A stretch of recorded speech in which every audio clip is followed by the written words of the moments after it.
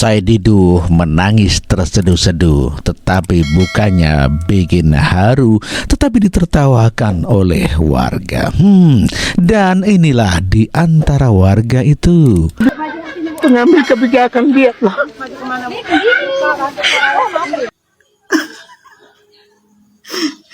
Saididu nangis tersidu-sidu. Aduh, sedih kali loh. Terharu loh aku, Pak. Siapa yang telah melakukan kebijakan itu, Pak? Tersidu-sidu. Ya sabar ya, Pak ya. Saididu, aku pun jadi ikut menangis melihat kau menangis. Air mataku tersidu-sidu.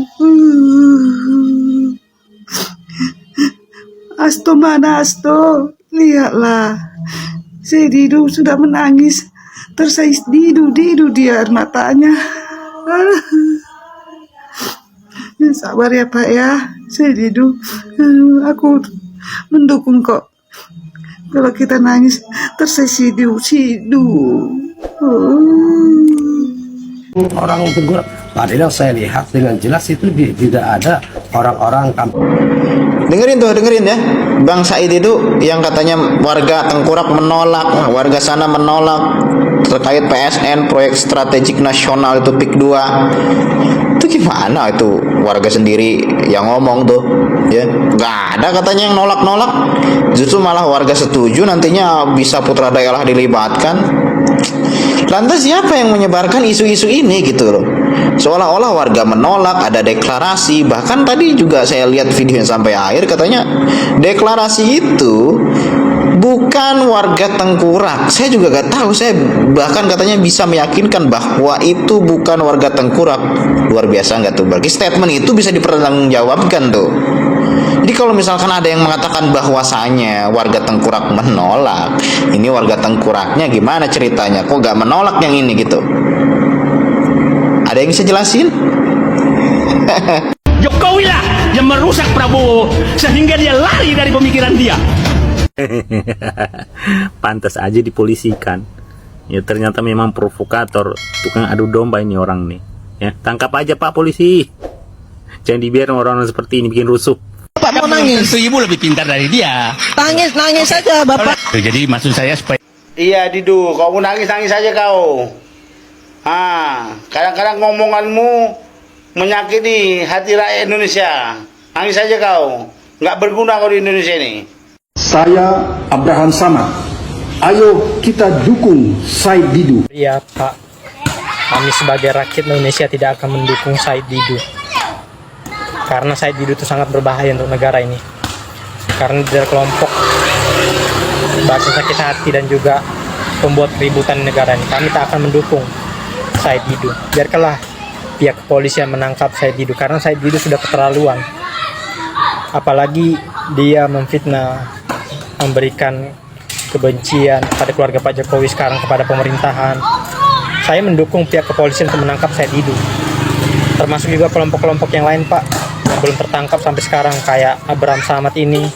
Karena Abraham Samad ini adalah kelompok bahasa sakit hati juga. Dia adalah ketua KPK yang dipecat oleh pemerintahan Pak Jokowi karena kinerja dia jelek. Jadi untuk pihak kepolisian kami mendukung Pak Saididu untuk memakai rompi orange dan ditetapkan sebagai tersangka dan dimasukkan ke dalam penjara supaya tidak ada lagi provokator di negara ini. Karena kami mendukung kedamaian di negara ini Pak. Karena kami tidak suka dengan namanya keributan. Tolong dong pihak kepolisian tangkap semua kelompok-kelompok barisan sakit hati dan provokator di negara ini. Termasuk Amin Rais lah yang awal penyebab keributan di negara ini. Terima kasih. hari pertama Pupu Papa sudah menyalip.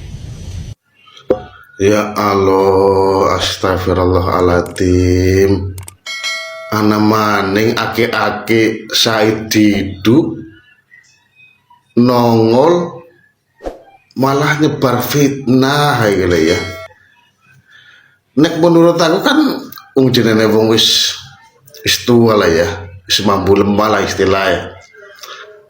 Ya pokoknya nang rumah ngomong putu, ngomong buyut kan lebih enak. Orang malah anak nekor nyebar fitnah. Wong rombongannya wingi sing rombongannya Rais Rosuryo Paris beurung punah. Nongol maning, ama maning siji maning. Aduh aku ya. Aduh. Cirian wis dilantik wis blusukan. Gerak pencitraan go rakyat. Pola pikirnya sih kadang ini bener-bener maring emang fa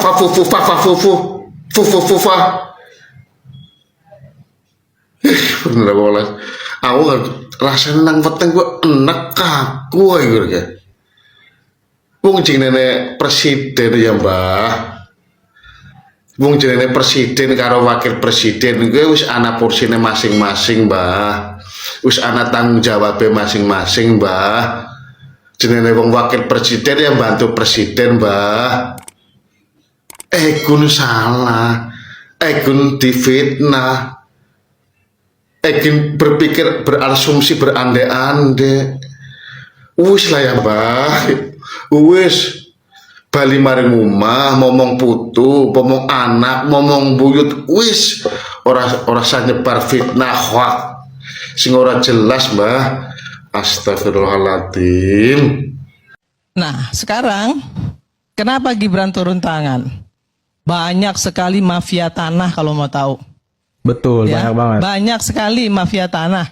Bapaknya aja dikibulin kok sama menterinya. Akhirnya menterinya di reshuffle, dipecat.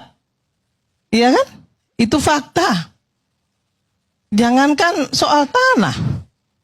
Kita nih mau ngadu soal bagaimana seseorang yang miskin yang harusnya dapat kartu BPJS tapi nggak dapat kartu BPJS gratis PBI. Ya. Pemda nggak ngurus. Pemda bilang itu urusan pusat. Padahal ada mekanismenya. Apa mekanismenya? Gampang. Masyarakat berdiskusi, bermusyawarah, kemudian tentukan siapa yang memang mendapatkan kartu PBI dan siapa yang mandiri, laporkan kemudian kepada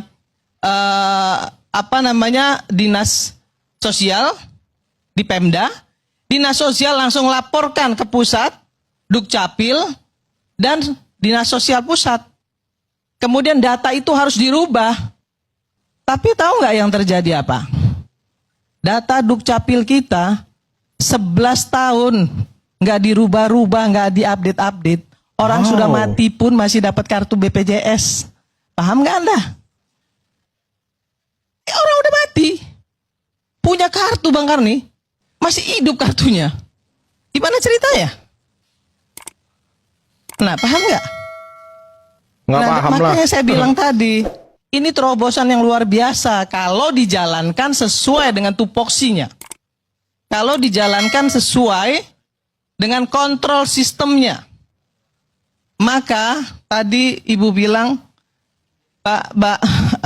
Mas Biakto bilang bahwa ini DPR ditampar mukanya. Betul, DPR juga ditampar mukanya. Kenapa? Karena DPR-nya juga mandul. Loh, ngadu ke dilaporkan ke menterinya juga cuek aja kok. Cuek. Sampai ke menterinya diterima. Habis itu taruh di atas meja tumpuk. Nah, sekarang Gibran tuh nggak mau begitu. Betul, betul. Dia kumpulin, dia klaster, dia lapor presiden, presiden perintah menteri. Pak Prabowo kan bilang, siapa yang nggak menjalankan program saya, silakan minggir, nggak perlu harus saya pinggirkan. Nah, siapa yang tidak bekerja untuk rakyat juga silakan mundur. Itu kita buktiin. Kita kasih kesempatan, belum 100 hari bos. Betul. Belum 100 hari, jangan buru-buru bilang mundur ke belakang, nggak bakal selesai. Ini cuma pencitraan. Aduh, coba deh punya hati sedikit lapang. Sedikit lebar dada kita. Saya tidak mau nangis ya kan. Untuk bisa membuat bangsa ini ya ke depan itu maju, mencapai target yang Indonesia emas itu nggak gampang. Nggak seperti membalikkan tangan, nggak bisa. 100 hari, bisa nggak? Nggak bisa, Kak Bang Karni. Mana bisa ngelihat satu program bisa dilihat 100 hari. Ada program jangka panjang, ada program jangka pendek, ada program prioritas. Kan gitu.